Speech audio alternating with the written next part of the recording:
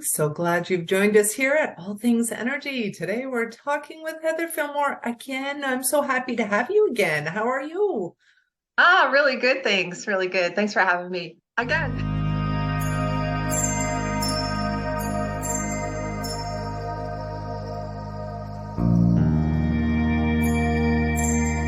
Today we're talking about honesty. That was what we left with at the last video, and what were we talking about in the last video? Oh, yes, I remember forgiveness. So honesty is very much a part of what all of this is, and I think this is going to be an exciting show. So today, I remember you saying, um, I took a vow of honesty.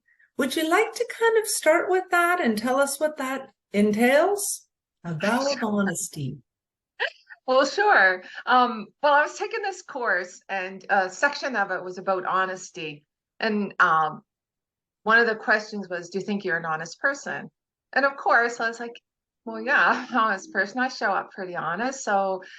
And the homework was to go throughout your day for a week and be honest about everything. Be honest about everything.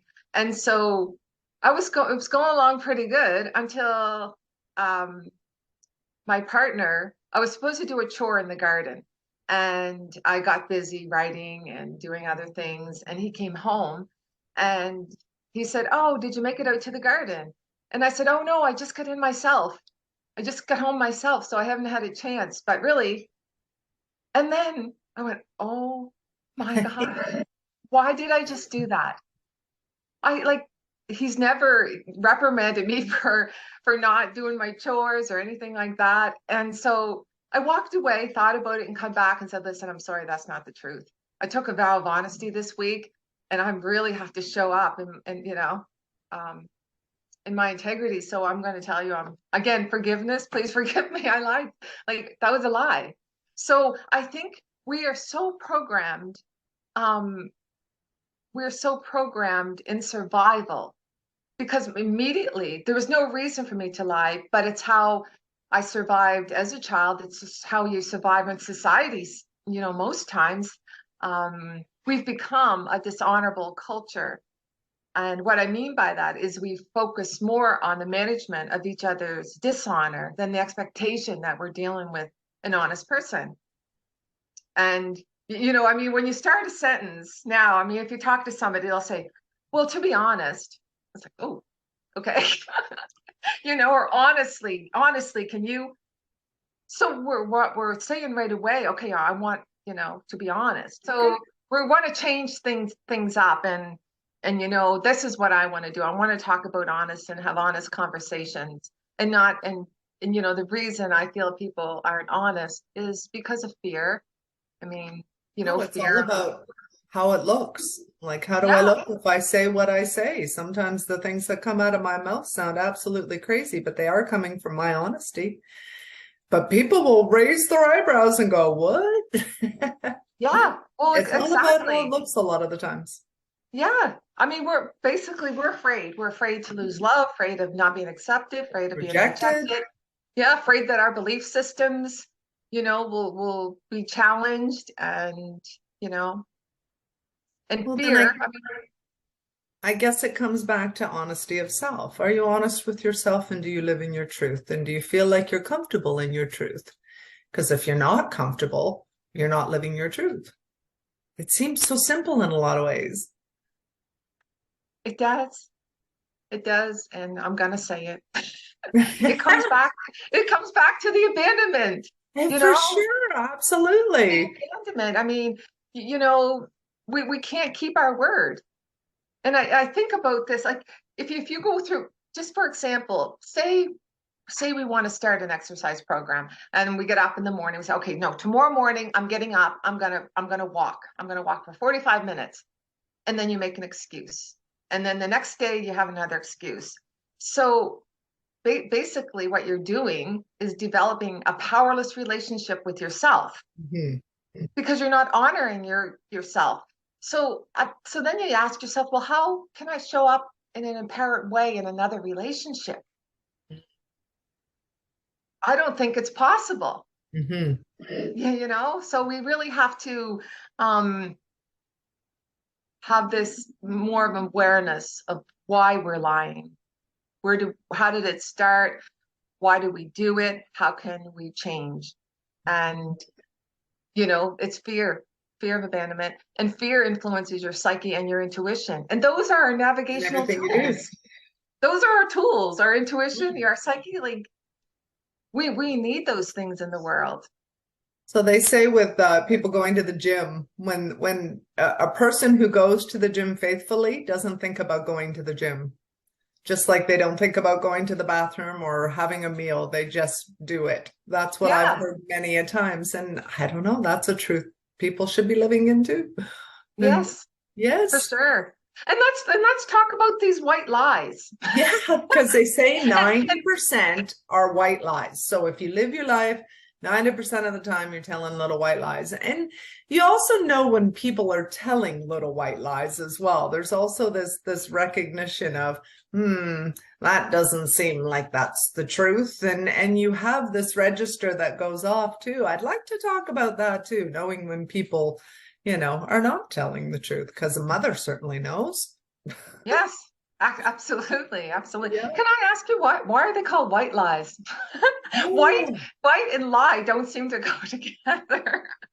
And it's so interesting growing up how, you would, if you, I don't know, say if someone called the house and you picked up the phone, someone would be in the background saying, "I'm not here."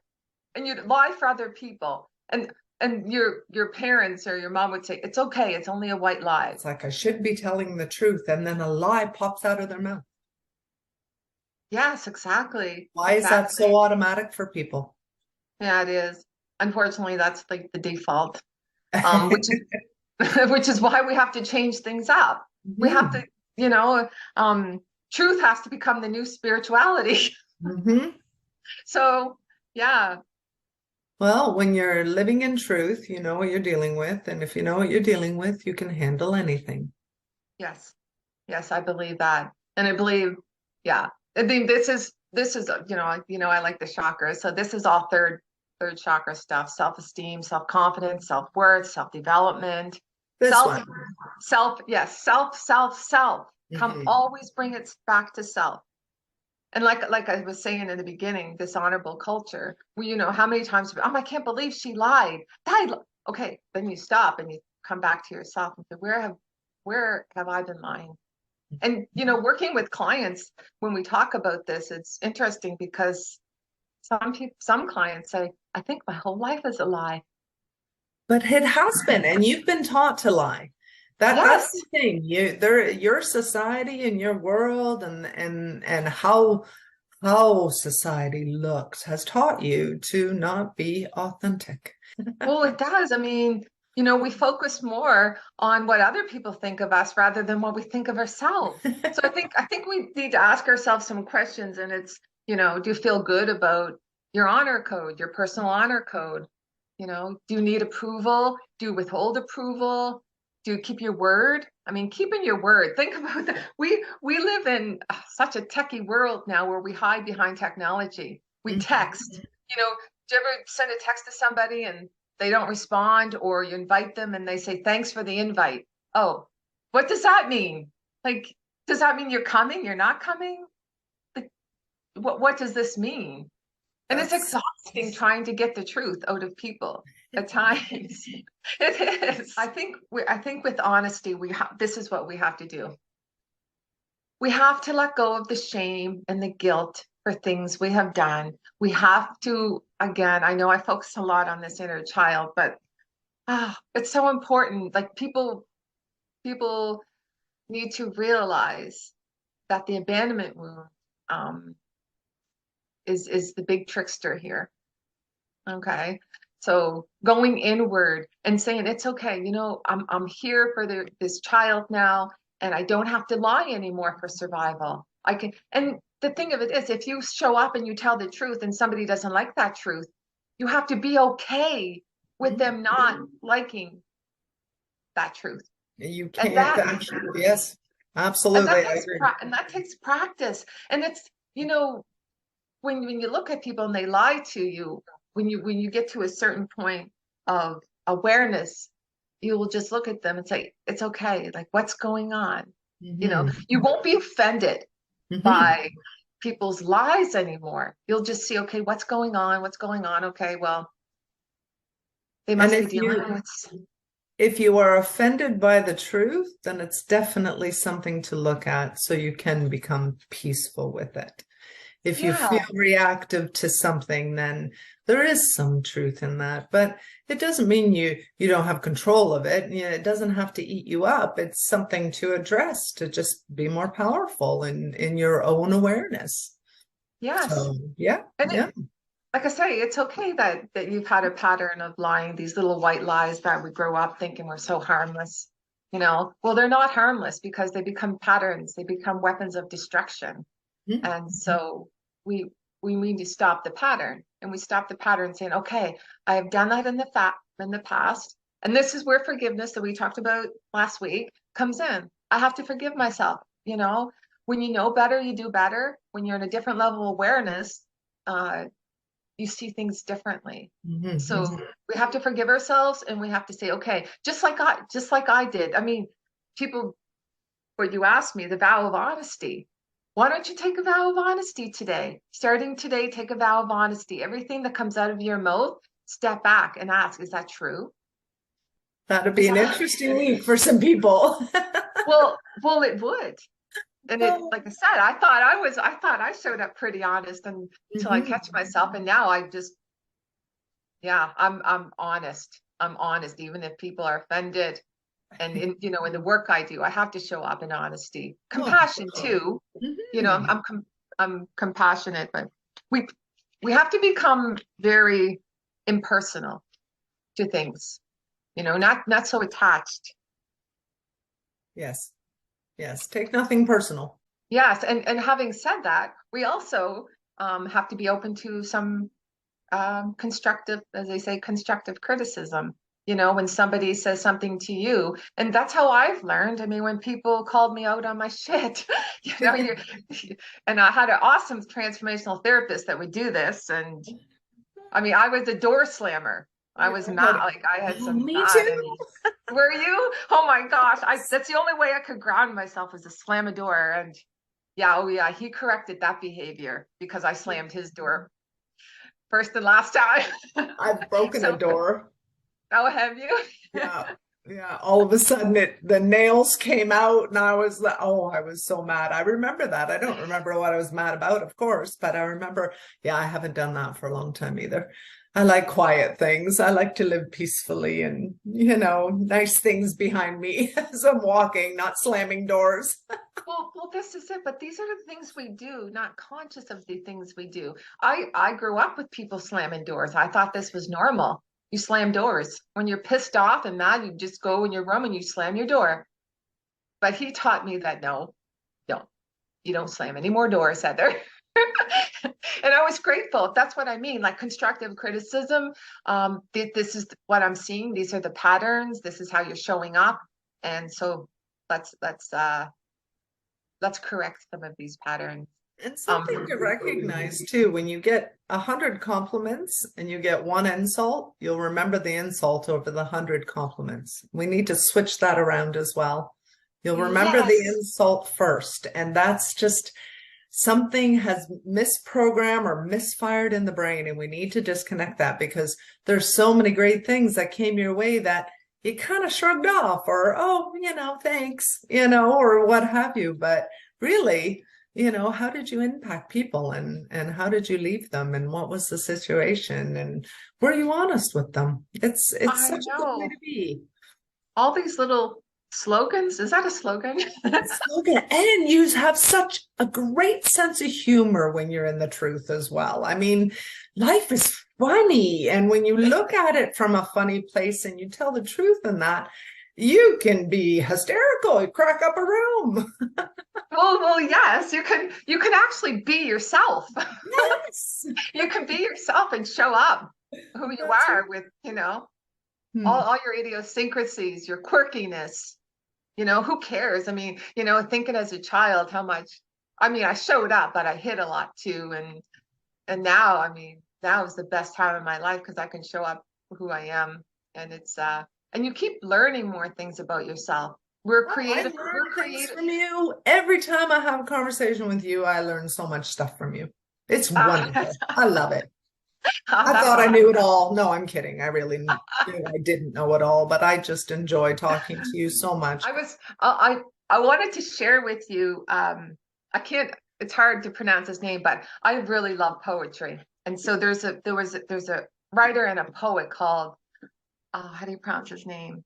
Khalil Gibran, and he's pretty famous. He was born in 1883, and this is one of I don't have it memorized, but so I'm going to read it. This is one of my favorite passages that he's ever written. So I keep it with me all the time, and it's relatable to what we're talking about now.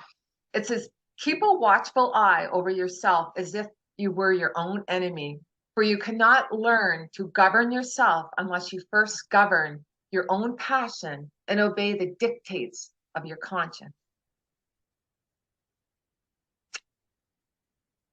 That is Mhm. why, that is why, if we want to be sovereign beings and we want to be masters of ourselves, this is why forgiveness, honesty, this is why we're covering these topics. These are the stepping stones to self-mastery and sovereignty. Well, and that's such an important time, especially around now and what's going on in the world. And Mm-hmm. as Mark Twain said, it's easier to lie to somebody than it is to convince them they've been lied to.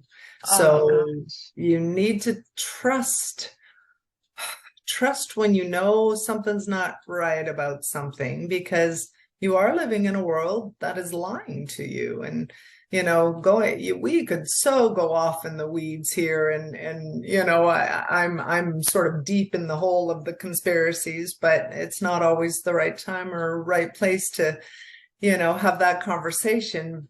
But I'm telling you, when the research I've done and how I see the world, I know I've been lied to. I know I've been lied to since I know I was lied to when my mother told me to go out in the backyard and start digging a hole because it was going to get me to China.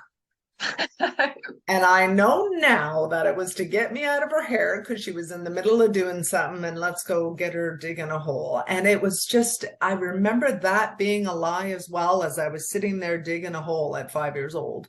It's just, eh, I didn't dig very far, and I think I only have No. so I don't think I was going to get very far. But anyway, and Well, this is the again, world we live in. well, it's from birth. I mean, it's from birth. If you sat down at a dinner table when you were younger and you didn't like whatever was being served, and you said, I don't really like that," well, you're going to eat it. So the next time you sit down, you don't like something, you say, "Oh, I'm not very hungry." So automatically we learn how to navigate around, our we try to be honest, like, no, I'm not hungry, like, I don't like that meal. Yes, you're going to eat it because I made it, and there's nothing else. Either you have that or you have nothing. Okay. I'll have And nothing. then you sneak down later and get a sandwich or a piece of toast. Like, we've learned we're so dishonest. Our Mm. honor code, that's how we learn. Yes. Okay. So I think, when we're talking about what it is, I think taking the vow of honesty for the next week, you say it's a week. So, Yes. so give us the rundown about a good way of walking through that.